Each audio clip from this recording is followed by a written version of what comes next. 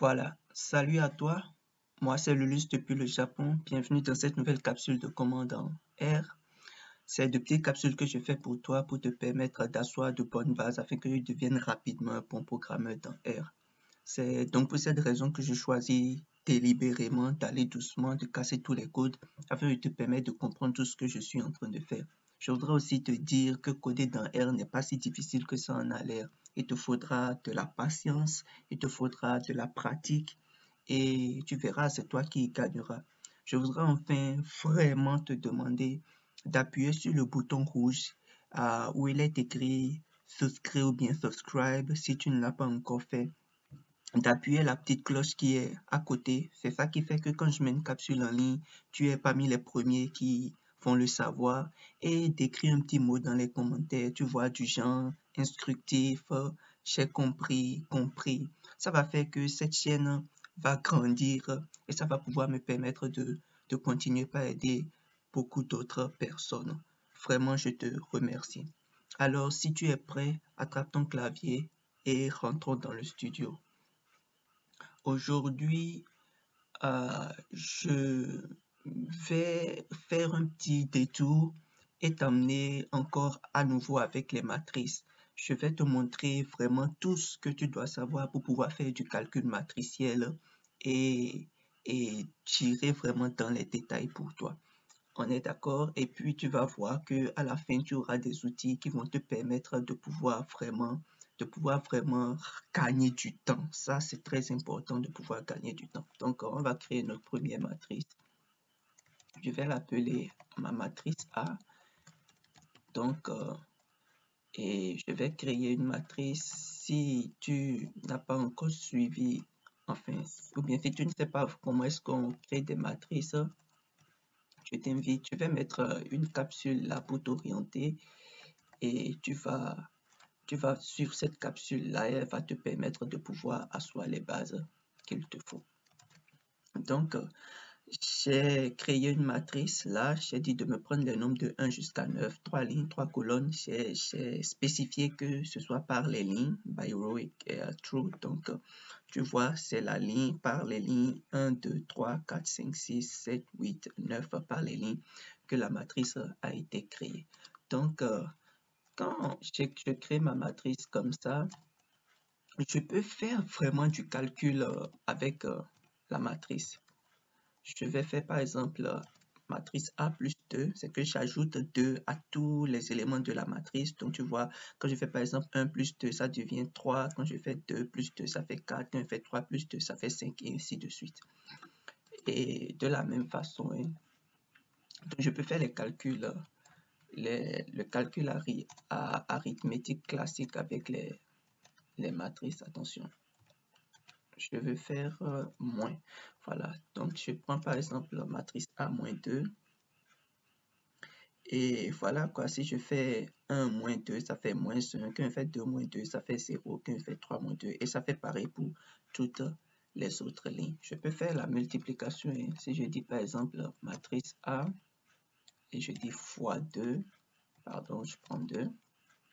Ça fait pareil, ça fait la matrice A, 1 fois 2, 2. Et 2 fois 2, 4. Quand je fais par exemple 7 fois 2, ça fait 14 et ainsi de suite. Et je peux, comme tu peux t'en douter, je vais prendre le dernier quand on va faire la division. Si je fais par exemple la matrice A par 2, 1 divisé par 2, ça fait 0,5. 2 divisé par 2, ça fait 1 et ainsi de suite.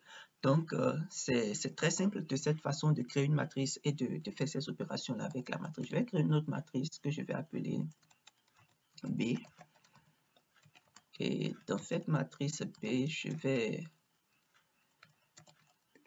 vais mettre des nombres. Cette fois-ci, je vais prendre des nombres enfin bien définis. Je les avais déjà écrits quelque part ici sur mon brouillon pour que ça puisse me permettre de te montrer de façon très précise ce que je suis en train de faire là. Donc ça fait 0, moins 3, moins 1, 1, 4, 1, moins 1, moins 3, et un dernier 0, encore. Et je fais ma parenthèse, je fais 3 lignes, 3 colonnes, et j'exécute. Donc, je peux voir le contenu de ma matrice B. Et voilà, donc ici par exemple, tu vois, je n'ai pas spécifié le by row. Donc par défaut, il va me ranger les éléments de la matrice par colonne. Donc tu vois, j'ai 0, moins 3, moins 1 qui est là par colonne. Après, j'ai 1, 4 et 1 encore par colonne, et ainsi de suite. Donc c'est bien fait. Ou bien maintenant, parfois, on a tellement envie de faire la somme des matrices et puis c'est difficile de le faire à la main, ça prend du temps. R nous fait le travail très facilement. Attention, je vais prendre la matrice B. Donc, je fais la matrice A plus la matrice B et le résultat apparaît là. On peut checker. Si je fais par exemple 1 plus 0, ça fait 1. Quand je vais faire par exemple 2 plus 1, ça fait 3 et ainsi de suite. Donc, on peut faire facilement le calcul comme ça. C'est de la même façon que je peux prendre la matrice A et je dis fais-moi attention là. Qu'est-ce qui ne va pas aujourd'hui? C'est ça aussi, hein, la programmation. Allez, on y va. Donc, je fais la matrice A moins la matrice B. Et puis, si je fais les calculs proprement, tu vas voir que le résultat est bon. Parfois aussi, on a envie de faire le produit des matrices. Ça, on a souvent besoin de faire le produit des matrices. Pour faire le produit des matrices, regarde, on utilise cette fonction-là. Tu fais un pourcentage là, tu fais le signe de la multiplication et tu fais encore un autre pourcentage et tu écris ta deuxième matrice. Voilà. Et on fait le calcul. Donc, si je fais la matrice A fois la matrice B, tu vas voir si tu peux essayer par toi-même reprendre le BIC et puis essayer de faire les calculs un à un. Tu vas voir que elle te sauve la vie définitivement avec cette formule-là.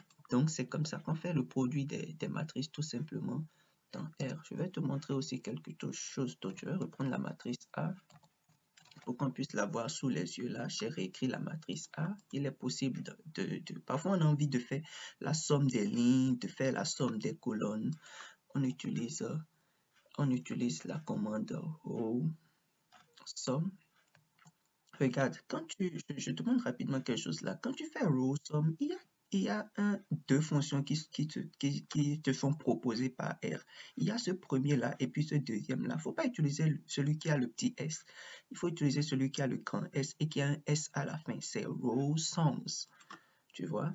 Et c'est ça qu'il faut utiliser vraiment. Si tu n'utilises pas celle-là, ça ne va pas marcher. Bon, et on prend la matrice A. Attention. Oui, voilà. Donc, et quand je prends par exemple la première ligne, ça fait 1 plus 2 plus 3, ça fait 6. C'est ça qui est bien là. Quand je fais 4 plus 5, ça fait 9. 9 plus 10, ça fait 15, et ainsi de suite. Et je peux faire aussi pareil pour les colonnes. Donc, comme je l'ai dit, il faut prendre colonne sums. Il faut faire très attention. Tu prends colonne sums. Et tu mets ta matrice à l'intérieur. Donc, la matrice A, elle est là. Pour la première colonne, par exemple, si je fais 1 plus 4, ça fait 5. Et 5 plus 7, on est d'accord, ça fait 12.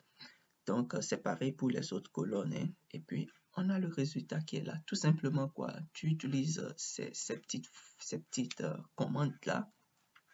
Tu as le résultat. On peut aussi utiliser une autre commande qui sauve beaucoup la vie. C'est row means.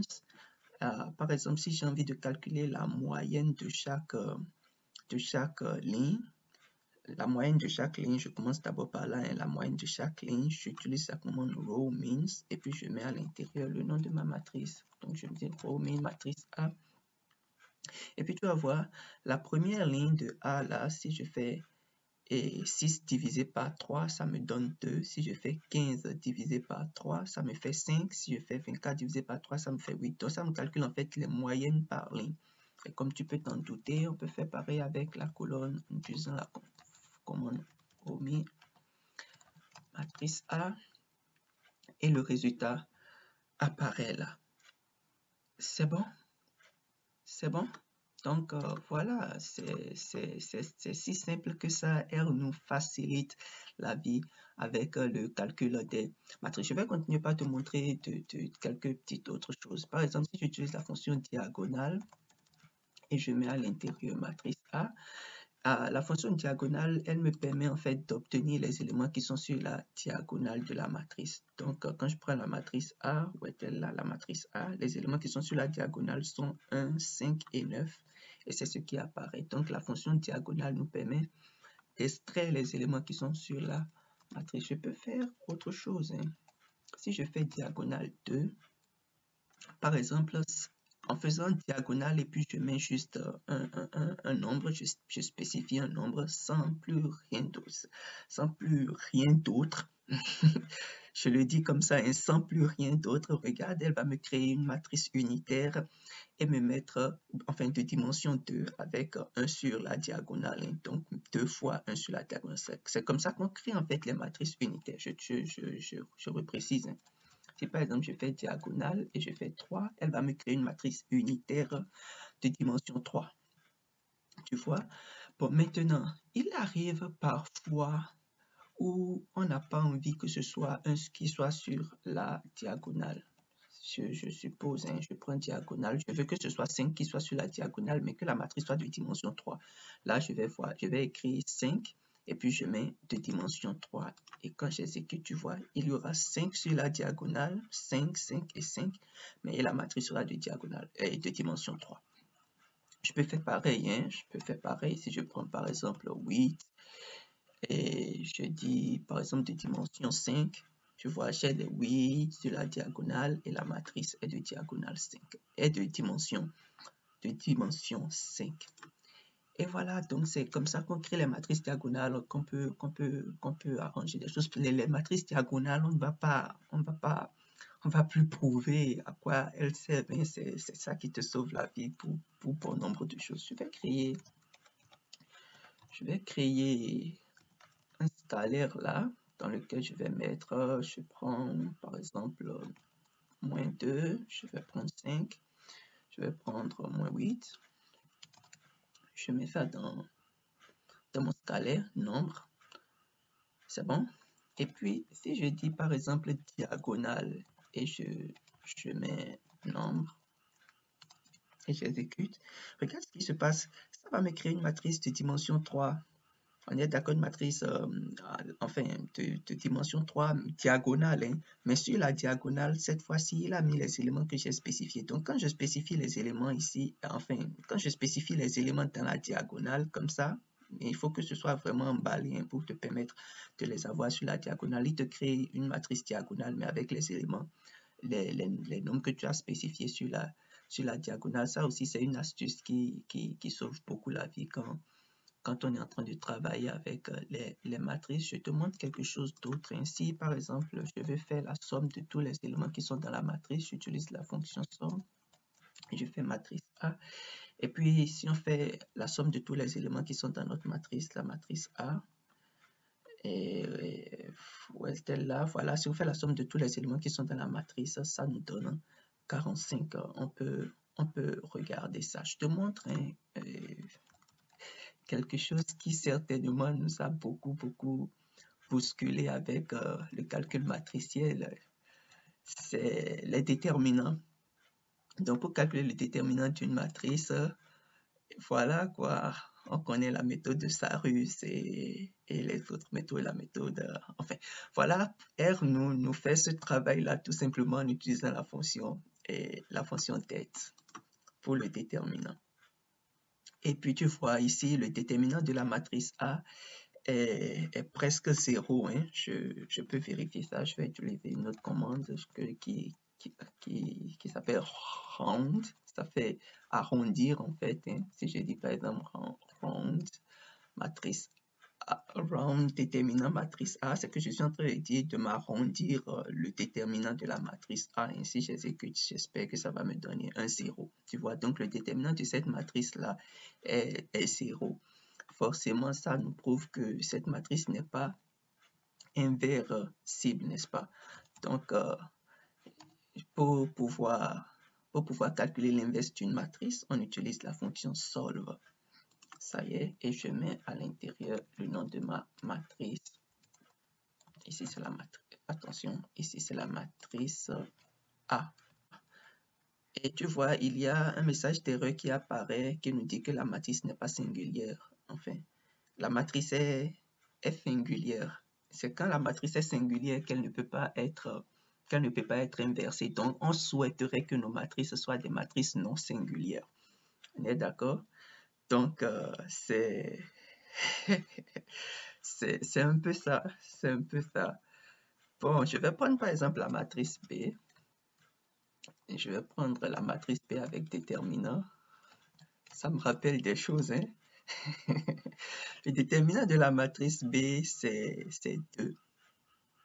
Donc, forcément, cette matrice, elle est inversible. On va faire matrice B.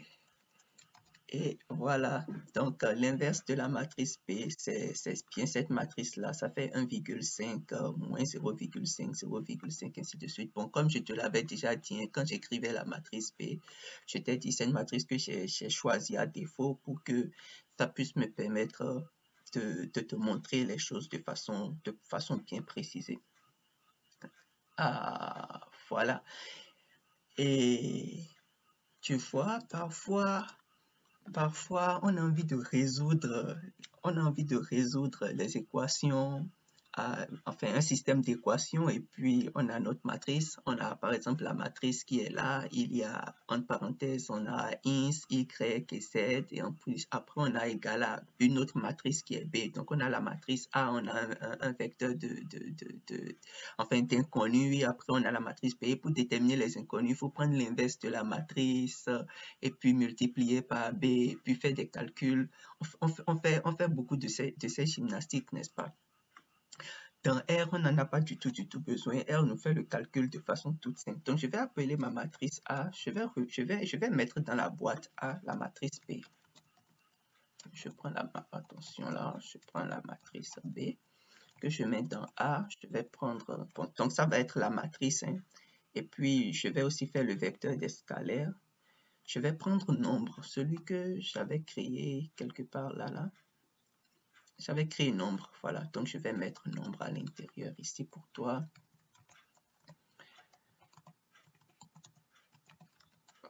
Voilà. Donc, donc je suppose que j'ai une matrice A, hein, avec les inconnus qui est égale à B, et je veux résoudre pour les inconnus. Comment je fais? Je fais simplement solve. Et à l'intérieur de solve, je vais mettre A et je vais mettre B. Donc, je dis de me résoudre en sachant, pour les inconnus, hein, en sachant que la matrice A, c'est ma matrice B. Enfin, c'est la matrice B, hein, c'est pour que ce soit pas trop long, que j'ai mis ça juste dans une boîte A ici pour te permettre de bien voir. Et puis, j'ai aussi mis nombre pour permettre de faire les calculs simplement. Et quand j'exécute, regarde ce qui sort, ça me dira que le ins c'est moins 9,5, le y c'est, je sais pas, moins 17,5 et le z c'est moins 15,5. Donc il me résout, enfin il me fait tout le boulot, quoi, tout simplement de cette façon là, en utilisant la fonction solve. Donc c'est tout simple. Maintenant regarde, parfois on a besoin de déterminer le rang de la matrice. On a besoin de déterminer le rang de la matrice et on fait des calculs pour pouvoir déterminer le rang de la matrice. Enfin, on appelle ça la décomposition QR, hein. Donc, si j'écris la commande QR et je fais matrice, je vais prendre la matrice A, je fais QR. Voilà, il y a tout un tas d'informations qui vont apparaître. Mais ce qui est plus important pour moi, c'est ceci, c'est ici, le deuxième élément là, rank, ici. C'est ça qui est le plus important pour moi là. Et puis ça me donne le rang directement de la matrice. Et puis tu vois, le rang de la matrice ici, c'est comment? C'est 2. Et c'est juste parce que regarde, quand on avait calculé le déterminant de la matrice, A, son déterminant était 0, tu te rappelles. Donc cette matrice-là, son rang n'est pas 3. On est d'accord? Bon, ici, je ne vais pas rentrer dans les dimensions mathématiques, hein. C'est pour ce qui est des mathématiques, je t'invite à reprendre reprendre un bouquin et de relire. Donc, mais c'est ça, quoi. Quand tu utilises QR là, tu peux avoir simplement le rang de la matrice, et en question. Si par exemple je fais QR pour la matrice B, tu vas voir que forcément son rang sera 3 parce qu'on on a eu le déterminant qui était bon. Donc tu vois le rang de la matrice est 3 ici. Donc vraiment la fonction QR, elle te permet de pouvoir obtenir le rang. On peut faire mieux, hein. On peut faire mieux. Je peux par exemple écrire, non, je vais écrire QR et dans QR, je fais QR matrice. Je prends par exemple la matrice A, j'exécute et après je fais QR et je lui dis de me faire sortir le rang. Donc quand je fais ça, j'ai directement le rang qui apparaît. C'est une façon toute simple de pouvoir obtenir le rang d'une matrice. Est-ce que ça peut aller là? Voilà quoi, donc R nous sauve franchement la vie en faisant le calcul matriciel. Je t'invite à écrire les codes comme moi, hein. Comme d'habitude, je ne cesserai jamais de le dire, je t'invite à écrire les codes comme moi. Je voudrais aussi te demander pour que cette chaîne puisse vraiment survivre, de pouvoir m'aider en cliquant sur le bouton subscribe là et en laissant un petit commentaire, écris un petit commentaire là, ça va permettre à la chaîne de pouvoir grandir, de pouvoir survivre et je vais aider beaucoup d'autres personnes en faisant ces petites capsules là. Et voilà quoi, ça va profiter à beaucoup d'autres jeunes comme toi et moi. Donc voilà, je vais arrêter cette capsule-là pour aujourd'hui. Je te promets que je vais faire une deuxième partie pour ceci et continuer par te montrer toutes petites choses avec les matrices. Et je vais te montrer par exemple comment il faut calculer les valeurs propres, les vecteurs propres. Bien que, enfin, là, il faut prendre avec un peu de pincette et je vais te montrer, je vais t'introduire en fait au package et je vais te montrer quelques deux librairies enfin, quelques deux packages qui te permettent de pouvoir faire les calculs, enfin, de pouvoir faire par exemple du calcul matriciel avec les nombres complexes, de pouvoir faire de calculer les exposants à la puissance nème par exemple et ainsi de suite. Je vais faire une deuxième capsule que je vais mettre en ligne très bientôt. Je t'invite à ne pas baisser les bras, à continuer par donner le meilleur de toi-même. Et puis tu vas voir quoi, c'est toi qui vas y gagner. Beaucoup de courage. C'était Lulus depuis le Japon.